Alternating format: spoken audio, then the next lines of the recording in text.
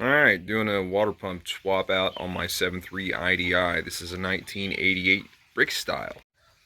What's actually funny about this truck is this water pump has actually been bad for years. And I've been putting it off, and it's just one of those things where, well, we just put some more water in it, she'll be fine. Yeah, it's time to change it.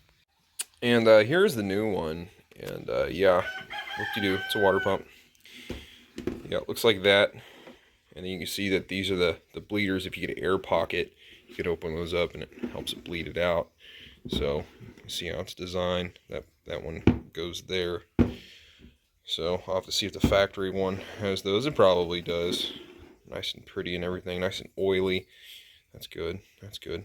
So yeah, it's a solid chunk of iron. This is, no joke, every bit of 20 pounds, if not better. So yeah, it's just the way the old ones are. Yeah, and it does look like I have a bleeder screw there on top, and then that other one I was looking at actually goes to this hose, so I'll just have to hook that back in. So if you're looking at my 7.3 IDI, you're like, that doesn't look like mine, dude. Yeah, you're correct, because mine is custom. You're going to be looking at a factory radiator that sits up here, and then this hose looks different because, well, mine is aftermarket and custom. But basically, you're going to be looking at a fan that's in your way, a mechanical fan. I have electric, but regardless, all you need is a spanner wrench to take this off. I mean, there are ways to get around that, and then it just threads off. I believe it's lefty loosey takes it off. You'll figure that out, though. But it comes off, and the fan comes out of the way. You lift it up out of the way. That will not be there. That's my aftermarket air intake, so you'll have a little bit more room in those regards. Yeah. Alright, so the thermostat, if you need to get to that, is going to be under that right there, but I don't need to mess with it. The only thing I did is I just got the hose out of the way. Ah!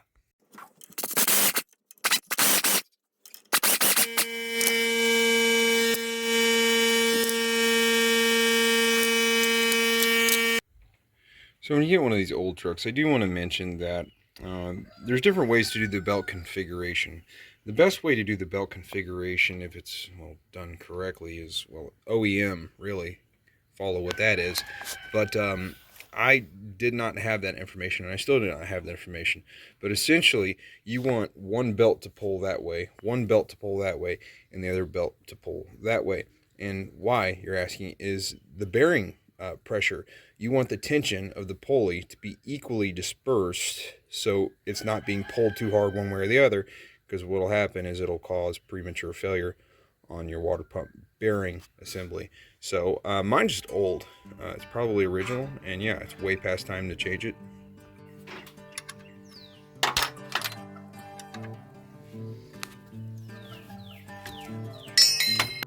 Alright, now I got to get these two bolts. I already popped this one, and I got the one below it, and that'll release the tension like you just saw it move like that.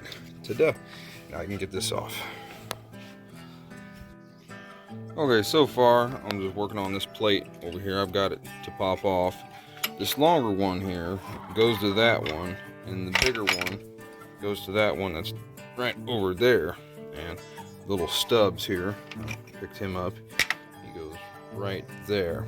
Real easy.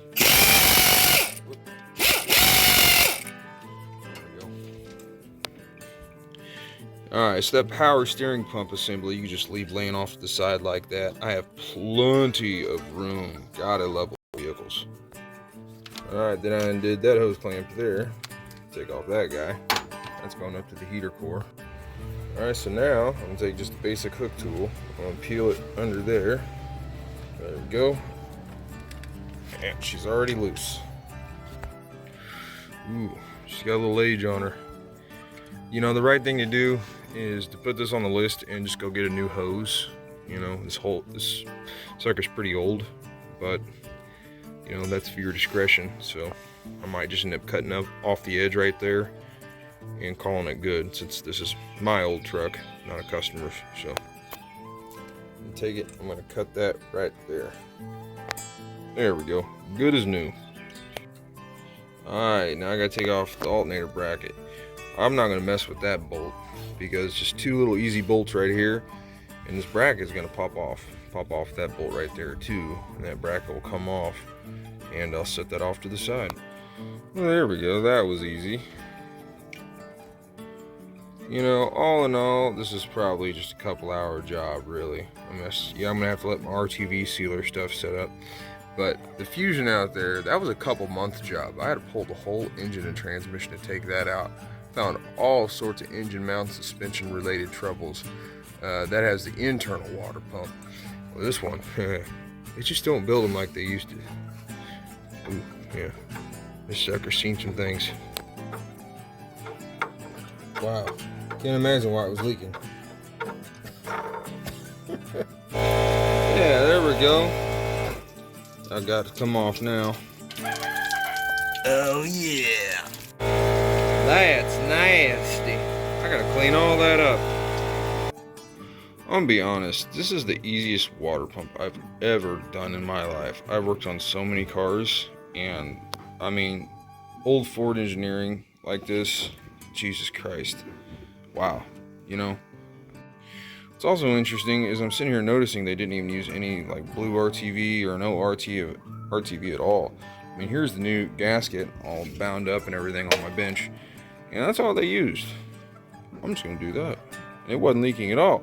It was leaking on the shaft. It wasn't leaking on the gasket. I'm gonna put it back in the same way I found it, but I'm gonna clean it up.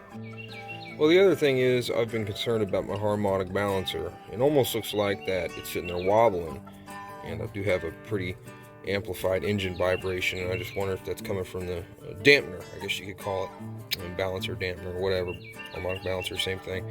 But I'm going to go ahead and turn this on without everything hooked up, and I'm going to see what it looks like wobbling, see if it looks bad, and if so, I'll just put it on my to-do list next time. So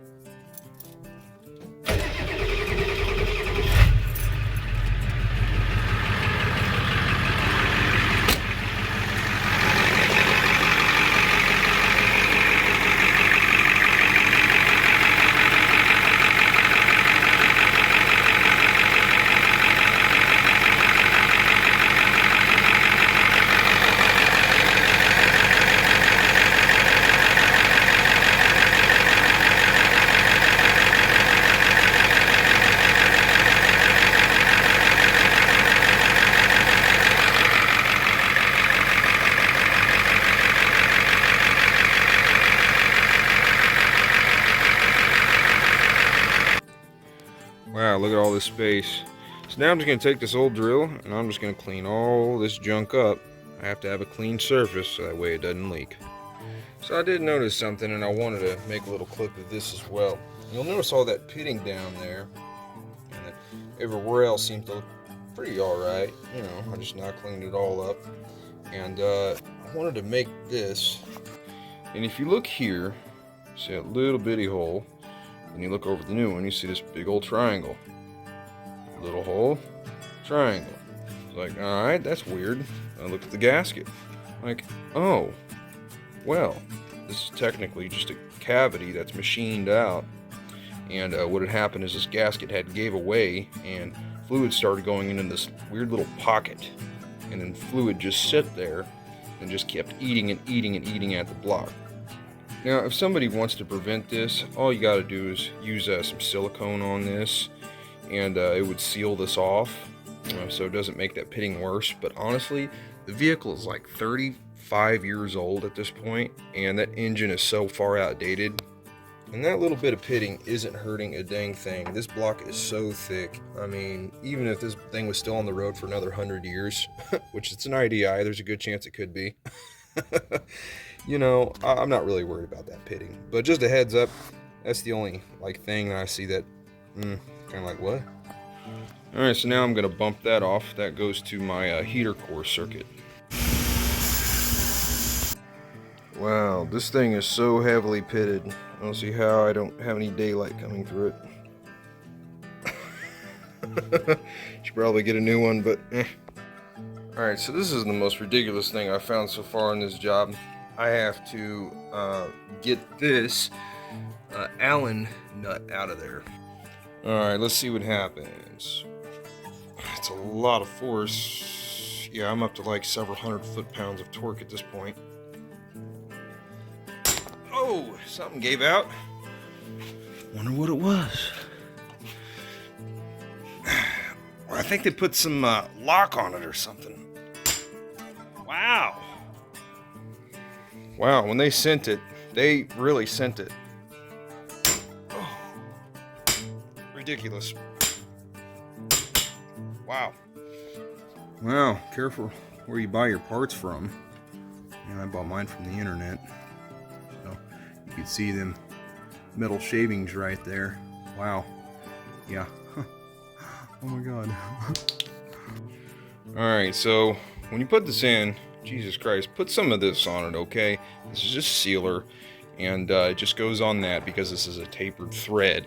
And I'm going to put this on, and I'm going to thread it in there, and not do that to my wonderful pump. And I'm actually thinking that since they didn't put any... Oh, they did put some locker. Yeah, they put like some permanent locker on it or something. So the other one will be fine, but I'm almost thinking I should loosen it up here on the ground so I can actually utilize it. That way if I need to burp this, I will. Yeah, as a matter of fact, I will loosen up this other one. Ridiculous.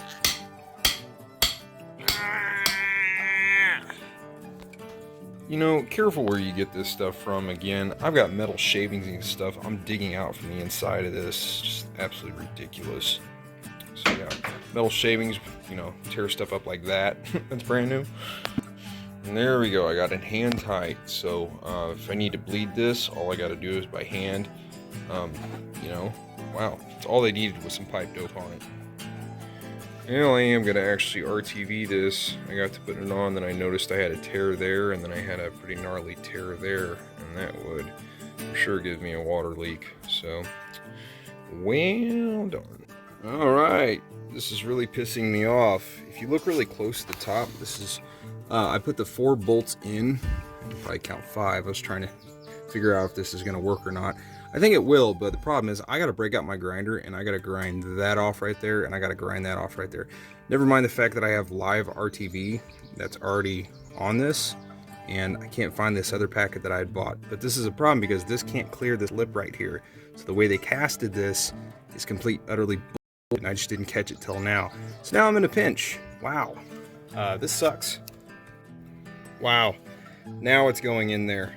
It would have been nice if they would have said something like to the effect, hey, casting defect, you might want to shave the ears off on this. That's why it was so cheap. Okay, as far as torquing this down, you always want to start with the area that's closest towards the center of the mass of the object. And of course you want to do it like a tire.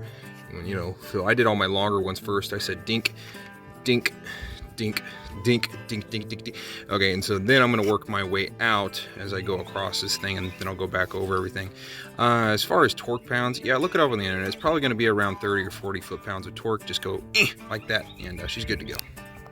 And of course, if you're using an RTV sealer, you might want to let it set up for about an hour, as it says on the back of the package, and then cinch it down as it creates a gasket.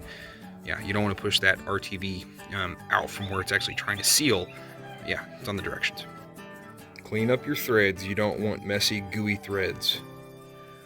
Mind you, this is a righty. When you turn that nut, looking at the engine like that, it'll actually loosen it. Not normal, so if you try to turn it left, it's going to tighten it. Okay, there we are, all put back together. And when I go to crank this belt will pop back on over there. But, yeah, nice and shiny, everything back on. I think I'm good to rock and roll. We'll let that RV finish setting up, another 24 hours, and then tomorrow I'll kick it on, bleed out the system, and then put the coolant in.